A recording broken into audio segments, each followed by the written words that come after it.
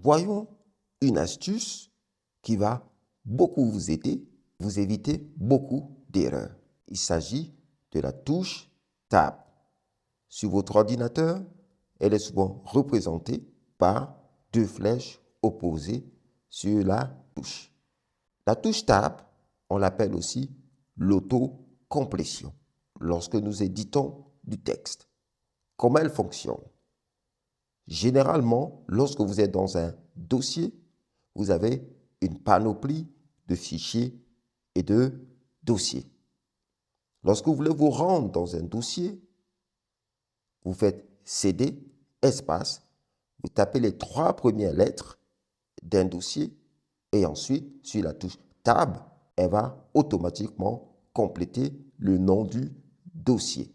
Au cas où elle ne peut pas différencier le nom du dossier d'un autre, alors appuyez plusieurs fois sur la touche Tab, va aller systématiquement d'un à l'autre. Arrêtez-vous sur votre dossier cible. La touche Tab, c'est votre meilleur ami pour éviter les fautes de frappe. Voyons comment vous pouvez l'utiliser pratiquement. Nous sommes ici au niveau de la racine de notre projet, au niveau de E-Robot Projet.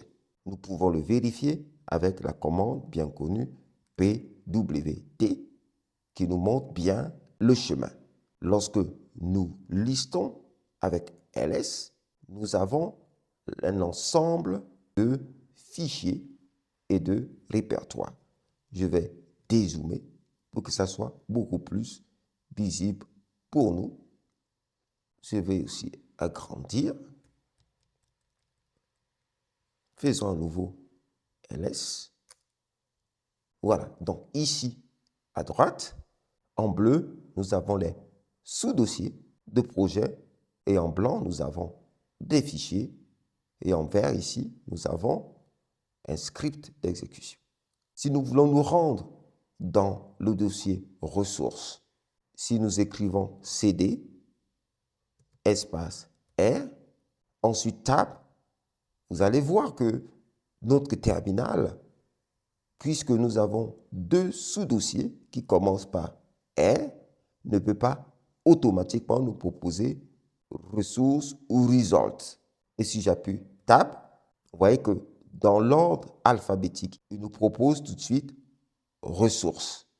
Et si j'appuie encore Tab, result, encore Tab, ressources, encore Tab, result. Parce qu'il y a plusieurs sous-dossiers qui commencent par R, alors notre terminal va alternativement nous proposer les uns ou les autres. Allons-y dans Result.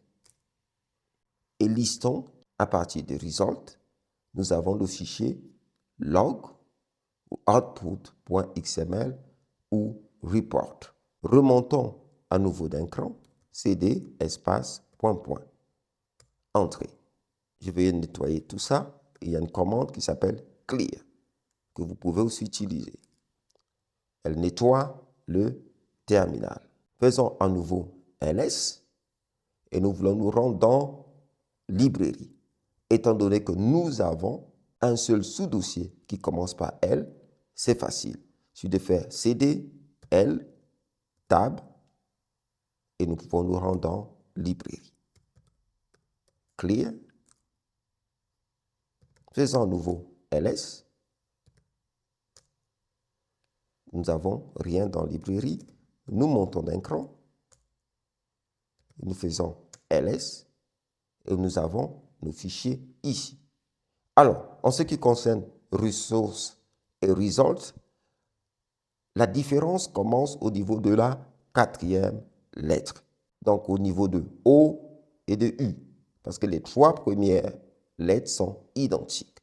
Donc, nous pouvons écrire CD, RES. Et à partir de O, on a une identification unique.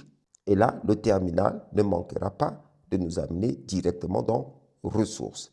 Donc, avec la touche Tab. Si nous voulions aller dans Result, on aurait mis U, Tab, nous avons directement Result. Tab vous facilite la vie. Tab vous évite des erreurs de frappe parce que vous pouvez avoir des sous-dossiers qui sont bien longs. Et faire une erreur sur une lettre vous fait perdre du temps parce que vous devez rééditer à chaque fois. Avec Tab, vous gagnez des secondes qui deviendront des minutes, des heures et voire des journées sur le temps de manière cumulée. Et cela est aussi valide pour les fichiers. Nous sommes présentement dans le sous-dossier Result. Je fais ls. J'ai les fichiers log.html, output.xml ou report.html.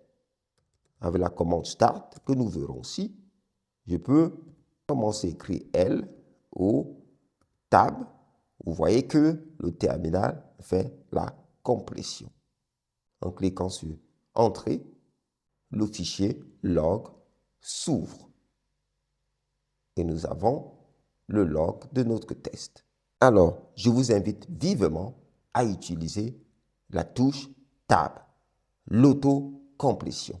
Elle va vous rendre plus performant dans l'édition et vous éviter plusieurs erreurs de frappe.